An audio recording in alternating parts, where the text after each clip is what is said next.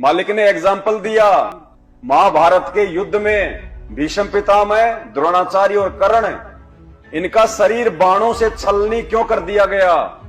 ये तो इतने महान योद्धा थे, उसके बावजूद भी उनकी ऐसी दुर्गति से मौत क्यों हुई?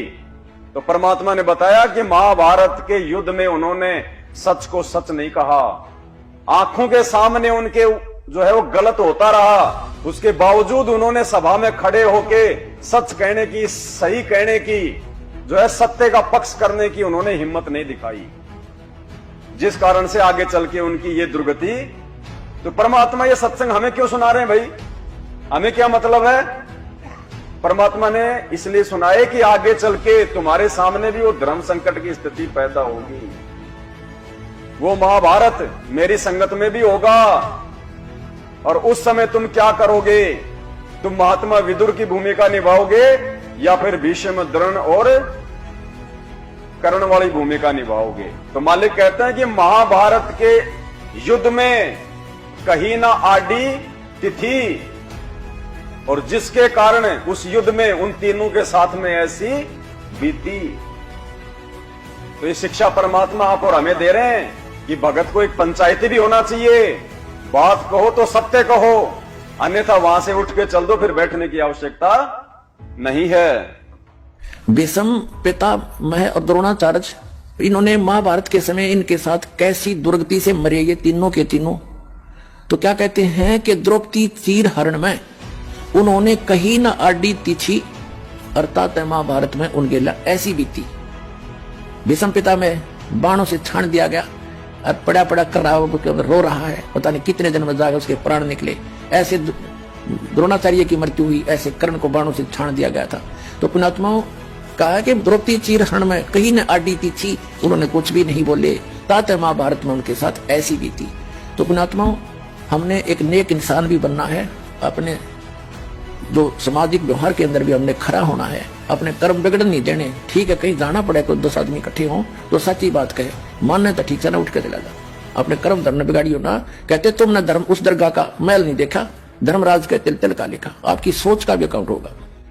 अब बताओ, उस धनाना आश्रम में मिट्टी से भरी हुई ट्रॉली के नीचे 3 भगत दब के मरे, तो ये थोड़ी है कि वो दबते ही मर गए, 2-3 मिनट लगी होंगी, सांस उनका घुटा होगा, वो तड़पे होंगे। तो इन भक्तों के तो भीष्म पितामह से भी भयंकर दुर्गति से मौत हुई है, सतगुरु की शरण में आने के बाद भी।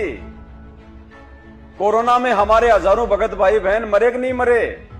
ऑक्सीजन के अभाव से दम घुट घुट के मरे कि नहीं मरे? क्यों मरे भाई?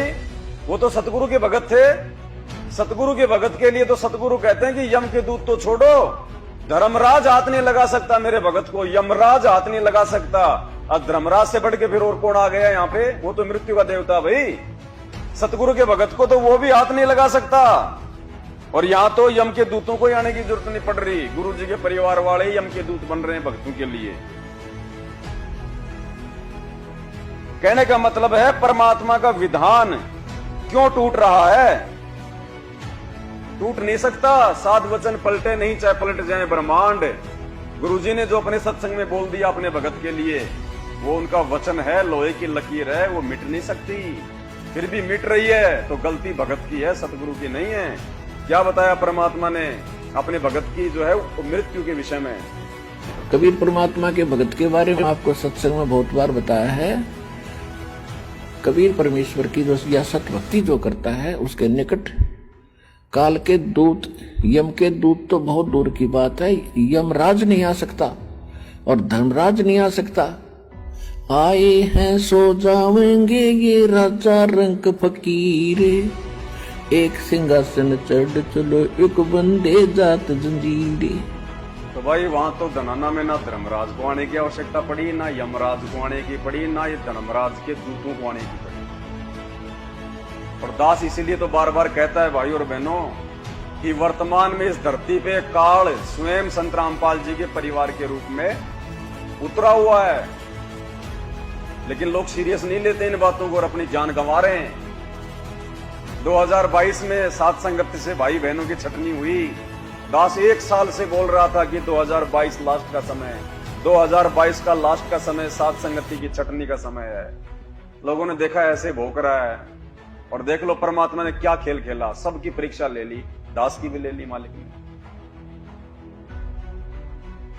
तो ऐसा नहीं है भाई, मैं कोई अपनी मर्जी से नहीं बोलता साथ संगति में आके, ना मुझे अधिकार है, और अपनी मर्जी से बोलूंगा तो कोई पागल नहीं बैठे सामने जो मेरी हर बात को मान लेंगे।